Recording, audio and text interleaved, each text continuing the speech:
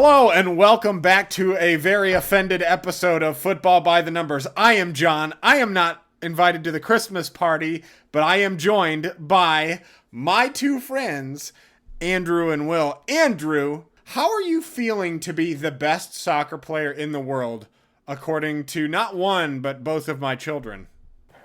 You know what? I am so honored that in your household, I am the peak.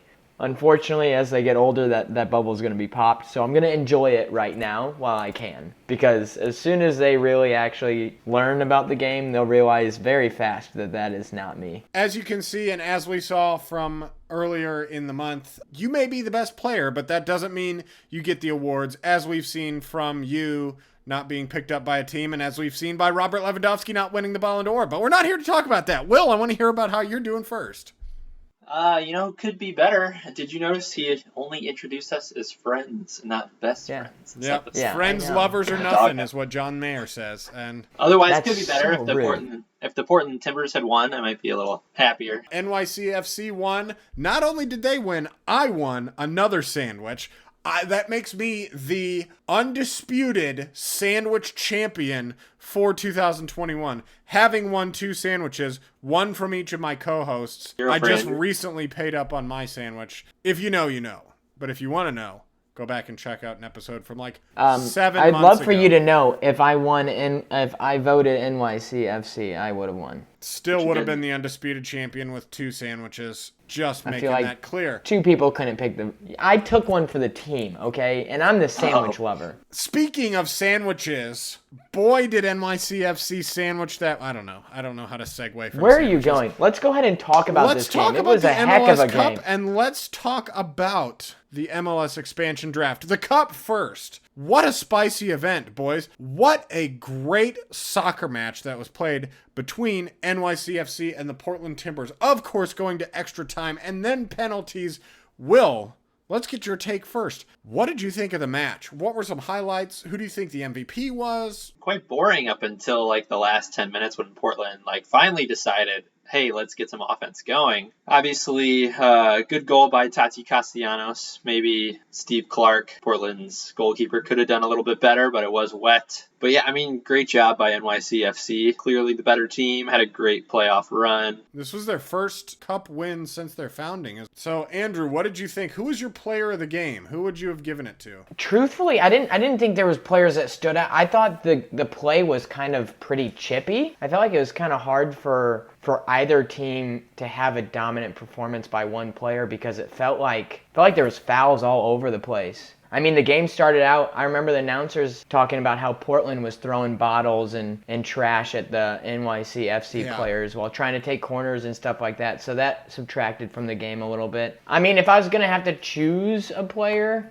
You didn't think Sean Johnson, NYCFC goalkeeper, was deserving? Was up there for me. I think he played really well. 2 saves in the penalty shootout. My problem is I'm biased and I don't like games being decided by PKs. I'm more American in that way. I love to just see the game played till it's over, not... I think NYCFC really deserved to win that game with the amount of... if you look at Maxi Morales, he was everywhere in the first 120 minutes. He even scored his penalty. Same with Tati Castellanos. He had an incredible season. Go watch our MLS All-Star players who need a move to a bigger league. I shouted out Tati Castellanos as a striker for the future. He scored in the semifinals. He scored in the final. He scored his PK. I was a little disappointed Talis Magno didn't get more time on there, but Sean Johnson, Maxi Morales, Tati Castellanos are my top 3. I expected more out of Sands. He did well. I think he had the most touches on NYCFC, second to Maxi Morales. I think it was a hard game for the midfield to get into just simply for how choppy and inconsistent the flow was. That was the vibe I got. The game was just so stop and go that there wasn't a whole lot of opportunity for midfielders to make an impact. Will, how about you? Do you have a player of the match? Who do you think should have won that game? Do you think NYCFC is deserving? Definitely deserving. Created way more chances. Portland, almost nothing up until the end. Yeah, Morales is a really good shout. Amazing service on the cross to Castellanos. And he looked like he might get subbed off at half. He was like walking out there at the end of the half. Something looked like it was bothering him, and he toughed it out. Yeah, I'm fine with Sean Johnson getting it from his couple saves and great work in the shootout. I mean, 2 saves in a penalty shootout. I mean, that's really 50-50 and coming up huge for your team. The Portland Timbers and New York City FC especially didn't have long to rest on their laurels before being brutally robbed. Maybe not brutally robbed, but having some of their players just completely up for grabs in the expansion draft. And the reason I want to get past the cup final is because, you know, we've watched it. It's a couple of days. It's more than a week past now by the time this video goes out. And what we really care about is this expansion draft from the soon-to-be St. Louis City SC rivals, Charlotte FC. Now, Will, can you expand the rules of the MLS Expansion Draft a little bit? Yes, Give a general overview. So who's up for the draft? Who's not? Why are they not up for the draft? How many players can we protect? Is anybody up for grabs? You know, what happened in the Charlotte FC draft? This year in the expansion draft, teams who got plucked from a year ago when Austin FC had their expansion draft, those teams that had players lost, they were safe this year, so they didn't have to worry about Charlotte. Correct. And those teams were LA Galaxy, Nashville, Red Bulls, Orlando City, and the San Jose Earthquakes. That sounds correct. I trust you, numbers guy. All the other teams could only protect 12 of their players. So essentially a starting 11 plus 1 super sub. And then everyone else is up for grabs. So what happens if I'm New York City FC and you steal one of my players? Do I just get nothing except a player lost? I mean, it pretty much could work that way. Before the draft, you could strike a deal with the team like, hey, I'll give you so-and-so for this amount of GAM or TAM dollars to avoid them, you know, plucking from you in the draft. Yeah, I believe you get $50,000 if they just go straight to the draft and you get a player picked up, which I'd rather make a deal for some money for sure. So, I mean, there was 22 teams up for players. There was a lot of players put up to be stolen, you know, some noticeable ones that I saw. Jurgen Damm from Atlanta United. Couple more. I saw LAFC. I saw Diego Rossi was up there. You know, if we remember a couple years ago, him really showing out for LAFC, so that surprised me. One that I initially surprised me was Blaise Matuidi from Inter Miami, but I figured he probably had high wages, and he's pretty old and not that great, so it didn't really surprise me going on after that. There weren't too many that surprised me. Oh, Maxi Morales, you know, having been the somewhat player of the match for NYCFC was put up there. That one surprised me as well. Diego Valeri, again, initially surprised me, but he's somewhat old, so he might be retiring. Tinnerholm on NYCFC too. Do we feel like LAFC used this as kind of like a fire sale to kind of dump some cap and stuff with the way they performed this past season? Because they went from being in the playoffs to not in the playoffs.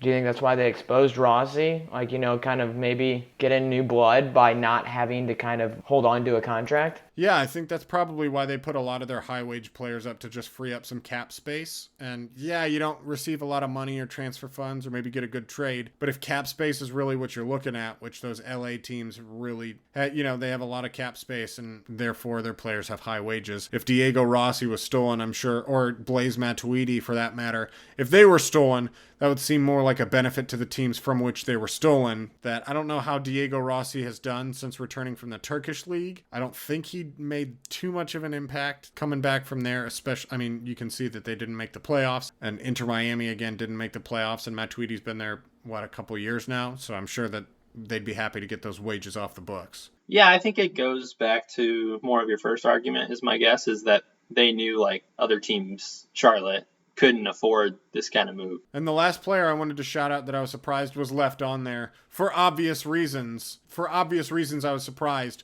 Eric Dick.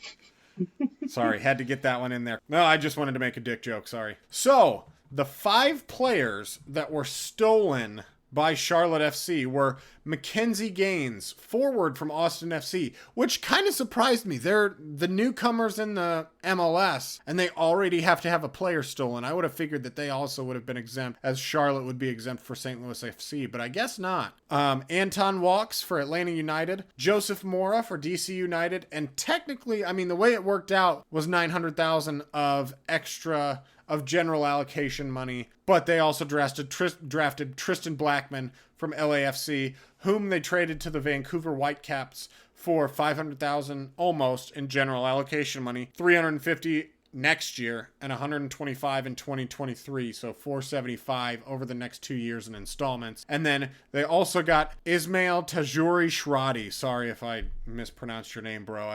NYCFC, again, winners of the MLS Cup, losers of this player, but they did trade him to LAFC for $400,000 of general allocation money. So, Will, how do you think they did in the expansion draft? Were these good moves, good pickups? You know, is $900K a good amount for these players? Yeah, the vibe is definitely good for the two players that they sold for GAM. That almost $1 million is, pretty good wages for two guys. Thought they would have kept Shradi.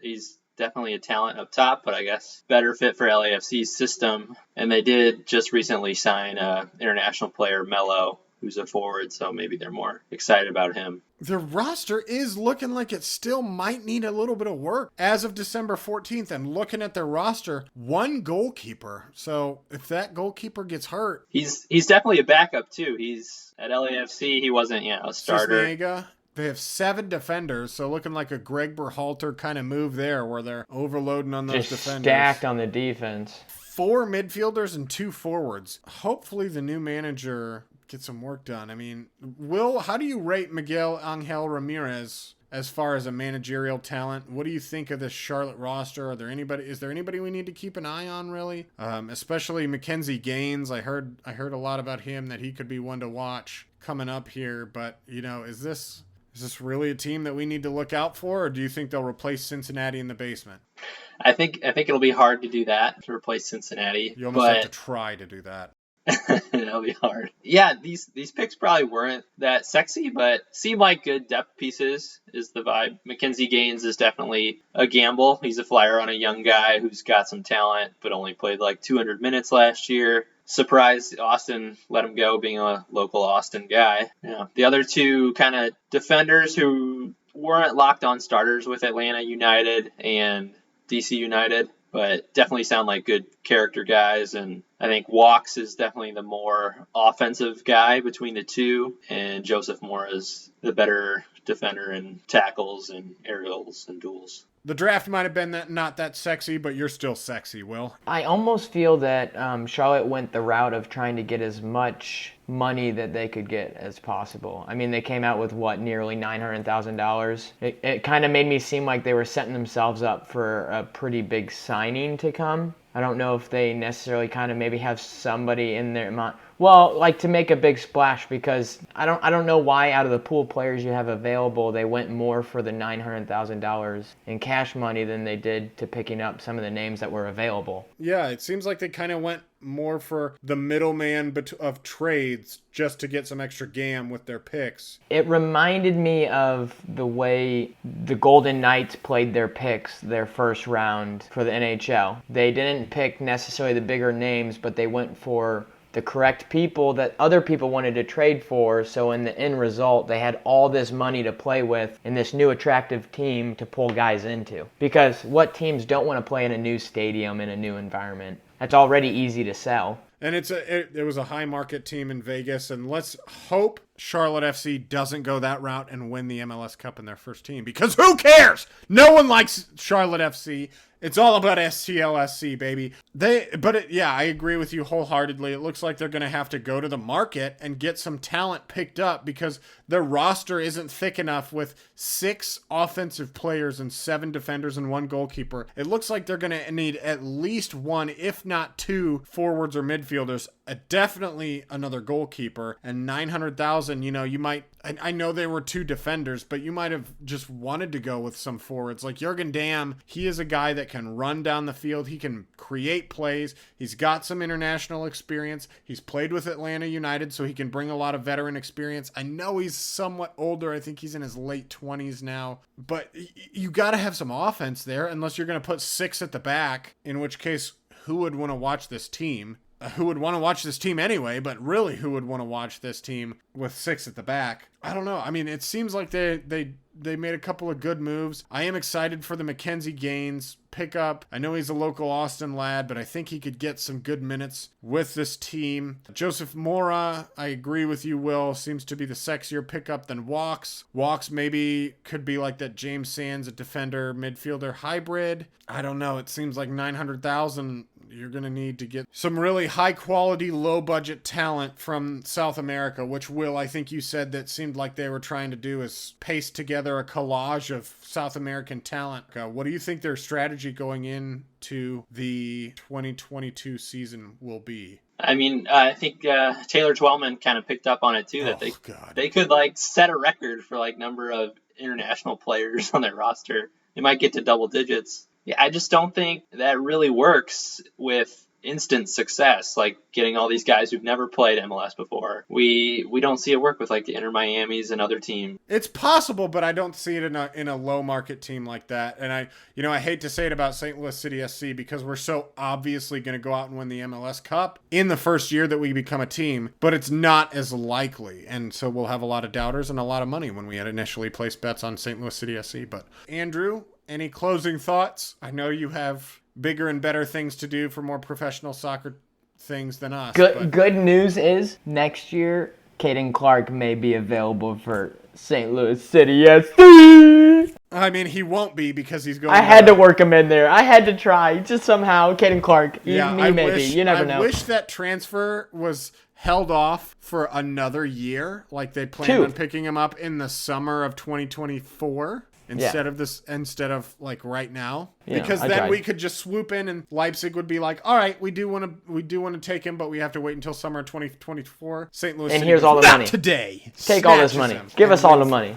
Give us all the money. Maybe we get Caden's brother or cousin. Yeah, in the draft. Maybe his nephew in a couple years. You never know. Playing Park. Clayton Clark. I had to work him in. I'm sorry, guys. You have to. No, I appreciate you all. Don't apologize. Don't apologize. Been a great conversation. I'm cutting the apology out. We don't apologize for Caden Clark. Anyway, Will, any final thoughts from you on the expansion draft, on the expansion team? How you think Charlotte? We hate Charlotte. We hate Charlotte here. Yeah, we hate Charlotte, but we gotta be non-biased. No, I'm excited for free agencies opening up this week with MLS. I wish the Timbers had left Sebastian Blanco in longer and brought in Diego Valeri sooner. Maybe they would have gotten a different result. Boys, thank you very much for joining me. Is there anything you'd like to plug? I think we're pretty good. Keep out an eye for our next video. You're gonna love it. I think John's gonna be coming up with a new rant here. We've got great comments coming on some of these videos. I can't wait to see the way John reacts. Oh my gosh. If you think I was on fire against Josh Sargent, just wait until we have some of the other ones. Good shout out, Andrew. Yeah, we're kind of starting a new series called like the Why or Why Not series. I don't know. It's the Why or Why Not series. It's a work in progress. We're going to... I'm not good with names. I'm a numbers guy. We're trying to bring Will's emotion out, okay? That's the ultimate goal here. Why or why not? Yes, essentially I just discuss why or why not somebody or someone should be on something. So the past 2 episodes we did, the first one was why Josh Sargent should not be called up to the men's national team anymore. The second one was called why Greg Berhalter should not be U.S. men's national team coach anymore. Give that a view. See who I think should be the national team. Should replace him. Yeah, should replace him as national team coach. It's Jesse Marsh. He may or may not be available already, which we might have to come back in a new video. Will, what do you got? He may or may not be being looked at by Manchester United, but let's hope he doesn't go there. Follow us at FBTN101 on Twitter. Will is our Twitter expert, and he's been posting a lot of stuff there. Go follow us. We're going to build up a following. We'll post some hot clips on there. Maybe Will post some of our bloopers, St. Losers on there. as we start up our indoor season here. But thank you guys for watching. Thank you guys for listening. We are Football by the Numbers. Merry Christmas to you all, and to all a good footballing season.